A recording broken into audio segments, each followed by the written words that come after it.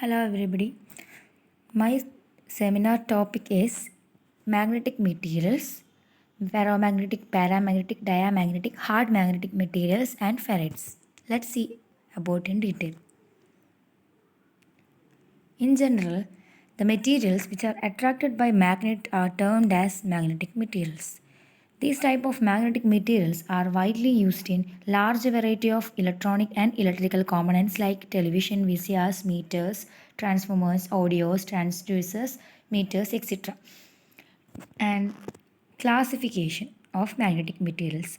Based on the relative permeability, it can be classified into three categories: ferromagnetic materials, paramagnetic materials, diamagnetic materials. Another classification is into soft and hard magnetic materials. Soft magnetic materials do not retain the alignment of the domains after the removal of the external magnetizing field. They find uses in electrical motors, generators, transformers, etc. Hard magnetic materials which retain their magnetism even after the removal of the external magnetizing field. They find uses in loudspeakers and electrical measuring instruments. First subcategory it is ferromagnetic materials. The magnetic materials have extremely high capacity for concentrating the magnetic lines of force come under this category. They can be easily turned into powerful magnets. Examples are iron, nickel, cobalt, etc. Ferromagnetism is a result of the electron structure within atoms. It contains small elementary magnetic regions termed domains which get aligned in the same direction of the external magnetic field and retain their magnetism even after the removal of the applied field. Ferromagnetism involves an electrostatic interaction between adjacent atoms such that if that interaction is positive, then the spin get aligned parallel to one another and their magnetic moments get added and ferromagnetism results. Ferromagnetic materials are characterized by hysteresis. This is a diagrammatic representation of the alignment of the domains in the ferromagnetic materials. What are the conditions for the ferromagnetism? Electrons. First condition is electrons giving ferromagnetism must originate from partly filled shells in the free atoms in order that the energy bands formed from these shells have vacant quantum states available for occupation when the electrons align their spins. The density of states must be high so that the increase in kinetic energy due to the promotion of the electrons when these align their spins shall be smaller than decrease in energy due to exchange interaction. This is a diagrammatic representation of the hysteresis curve. Hysteresis loops for a ferromagnetic material is given here. Here the OB curve is the magnetization curve, OC is the residual flux density, residual magnetic induction BR, OD is the coercive force HC required to bring the magnetic flux density to 0. And Bmax is the maximum magnetic induction equal to the saturation magnetization B pi is equal to 4 pi mg. Let's discuss in detail. Hysteresis is the lag in the changes of magnetization behind the variations of the magnetic field. If a ferromagnetic material is subjected to increasing or decreasing magnetic fields, changes in the magnetic induction plotted against the magnetic field result in a hysteresis loop. On increasing the magnetic field H, the magnetic induction B will also increase. That can be compared with this figure. You can see here that increases and the B value also attain a value called B max. Now, on increasing the magnetic field H, the magnetic induction B will also increase and the magnetization curve will follow the line OB. On reducing the field H, the magnetization curve does not coincide with the originally rising curve OB, but it follows the line BC. At point C, where the field H is 0, the magnetic induction does not become 0. That can be clearly seen in the figure also, but assumes a value called BR, known as the residual induction. Residual induction, an important term in the hysteresis. And if the magnetic field is now applied in the negative direction, the point D is reached where the magnetic induction is 0 and the magnetizing force becomes negative, having a value of Hc, and this negative value of the magnetic field causes demagnetization, that is the magnetization will reduce to 0 and it is called coercive force, another important term. A further increase in the magnetic field in the negative direction results in a maximum induction but in the opposite direction. By continuing in this way, curve EFGB is obtained. You can see here the EFGB curve. By continuing in this way, the curve EFGB is obtained and the cycle is completed.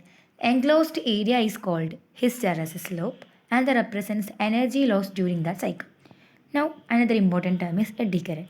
Before that, we have to discuss when the applied magnetic field varies cyclically at some finite speed, eddy current effects may become important.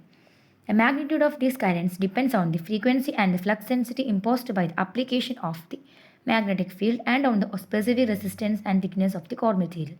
The effect of eddy currents is to increase the magnetic field H for the same induction, causing a much wider hysteresis loop. Sum of hysteresis loss and eddy current loss is known as total core loss. These are the important things have to be discussed in hysteresis. Another term is Curie temperature. The temperature at which the materials become non-magnetic is called Curie temperature. That is here the graph is shown in which the saturation magnetization is given on the y-axis and the temperature on the x-axis. The variation can be given by the curve. And at the x-axis it is represented Tc is the Curie point. That is the Curie temperature. For example, 353 degrees Celsius for the nickel, some 68 degrees Celsius for iron, 1120 degrees Celsius for cobalt. And also another important point to be noted is suitable alloying of the ferromagnetic materials can produce the materials with well-defined Curie temperature has got many applications in motors, generators, transformers, cathode ray tubes, etc. Another category is diamagnetic materials. Usually diamagnetism is observed in the case of paired the electronic configurations with all electrons get paired. That is net magnetization is 0 here. Diamagnetism is a very weak form of magnetism that is a non-permanent and persists only while an external field is being applied. Certain materials such as copper, silver, bismuth and the rare gases are neither ferromagnetic nor paramagnetic. Rather, they are lightly repelled by a magnet and they are diamagnetic materials. That is, whenever the magnetic materials are come in close with a magnet, it gets lightly repelled. In diamagnetic materials, the magnetization is antiparallel to the field. Most substances are diamagnetic because of the very marked tendency for atomic magnetic moments to cancel in pairs. Thus, water, living tissues, many rocks come under this category. Another category is paramagnetic materials. When an external magnetic field applied, if the magnetic flux density is slightly increased, then this effect is called paramagnetism. And substances showing this effect come under paramagnetic materials. They are weakly attracted by the magnetic field. Examples are aluminum, chromium, etc. These type of paramagnetic materials contain unpaired electrons. Both diamagnetic and paramagnetics are considered to be non-magnetic because they exhibit magnetization only when in the presence of the external field. Both diamagnetism and paramagnetism can be expressed by the equation given by B is equal to mu H, where mu is the permeability of the material and H is the magnetic field. And for diamagnetism, mu is less than 1 and for paramagnetism, this mu is greater than 1. Another category have to be discussed is antiferromagnetism. Usually they are observed in only some materials in which complete magnetic moment cancellation occurs as a result of the anti-parallel coupling of the adjacent atoms or ions. Main example is manganese oxide, that is MnO. Here manganese oxide is a ceramic material that is an ionic character having both Mn2 plus and O2 minus ions. No net magnetic moment is associated with the O2 minus ions since there is a total cancellation of the both spin and the orbital moments. Another magnetism is ferrimagnetism. It also only shown by some of the compounds. Main example is Fe3O4. Fe3O4 may be also written as Fe2 plus O2 minus and Fe3 plus twice O2 minus thrice, in which the ions exist in both plus 2 and plus 3 valence states in the ratio 1:2. A net spin magnetic moment exists for each Fe2 plus and Fe3 plus ion, which correspond to 4 and 5 Bohr magnetrons respectively. And usually the Ferrimagnetism results from the antiparallel spin coupling and incomplete magnetic moment cancellation. This is a diagrammatic representation of the diamagnetic, paramagnetic, and ferromagnetic materials.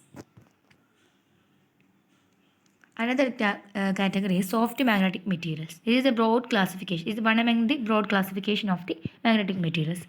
Usually, the soft magnetic materials are characterized by steeply ascending magnetization curve. They are high permeability materials having low hysteresis losses and low cohesive force. They are easy to magnetize but lose their magnetism quickly and almost completely when the magnetizing force is removed. Soft magnetic materials must have a homogeneous structure and be free of internal stresses. They include pure ion, iron nickel, and iron silicon alloys. Let's briefly discuss about the iron silicon alloys and ferrites iron nickel alloys. First one is iron silicon alloy, in which 0.8 to 4.8 percentage is the composition. They are the most wide used type of soft magnetic materials. Addition of the silicon to iron increases the electrical resistivity, thus reducing the eddy current losses and hysteresis. It adds to magnetic permeability, hardness, tensile strength, and brittleness. Another category is iron nickel alloys. Soft iron nickel alloys are preferred over iron silicon alloys for use in communication equipment for high sensitivity and fidelity. Permeabilities of iron nickel alloys are sensitive to heat and mechanical treatment, especially for the composition between 50 and 80% nickel. Examples are mumetal, supermalloy, 45 permalloy, etc. Ferrites is another category coming under soft magnetic materials. Ferrites is another group of soft magnetic materials. It finds use in high frequency fields and have maximum relative permeability, and we can have the more discussed study in the last slide. Another second category coming under the broad classification of the magnetic materials is hard magnetic materials. Hard magnetic materials have high cohesive force and high saturation magnetization. Hard magnetic materials characterized by high remanence. And hard magnetic materials are used for making permanent magnets. Hard magnetics turned into permanent magnets are used to convert mechanical motion to electrical energy and to convert electrical energy to mechanical motion, and also used as mechanical holding as in a refrigerator door. They can also be classified as hardened steels. Main examples are carbon steel, chrome, tungsten steels, and several cobalt steels. They possess high physical strength, workability, and in some cases low cost. Carbon steel contains 1% manganese, 0.9% carbon, and balance iron. Another category is carbon-free non-machinable alloys. Main example is alnico. Alnicos contain aluminum, nickel, cobalt, and iron. Alnicos are shaped by casting and grinding process. Alnico alloys find applications where a cast magnet can be used. Magnetic properties of such alloys are very stable with time, temperature, and show. The third category is carbon-free machinable magnetic alloys. They are machinable and possess good cold punching and forming characteristics. Examples mainly the Ramalloy, Indalloy, Comol, Ramalloy, and P6 alloys. Fourth category coming under hard magnetic is pressed or sintered metal powder magnets. Pressed powder magnets are made of finely divided iron and iron cobalt powders. They need no heat treatment to produce their permanent magnet qualities. Decalloy is the typical of the powdered iron and iron cobalt materials made in Europe. Last is oxide magnets. Magnets made out of iron oxide or the compounds of iron oxides and oxides of other metals provide good permanent magnets properties with high chemical stability, lower than the average density and very high electrical resistivity. Metal oxide powders are pressed into the desired shape and sintered. And last we have to discuss about is ferrites is a material whose formula is given by MO. Its structure comes under spinel family. Ferrites possess maximum relative permeability, resistivity, and hysteresis loss per cycle. They are essentially ceramics in which nearly all the valence electrons are tied up in ionic bonding, so conduction is not possible, so no eddy current possible. So, They therefore reduce very much the usefulness of a ferromagnetic materials for high frequency applications. For this reason, ferrites are much suited for high frequency applications and fine use in computers also. Computers, memory devices, high speed switches, etc. Ferrites are usually produced by mixing oxides, compacting, sintering at elevated temperature. They are brittle in nature and difficult to machine. Examples include nickel ferrite, manganese ferrite, etc. Thank you for watching.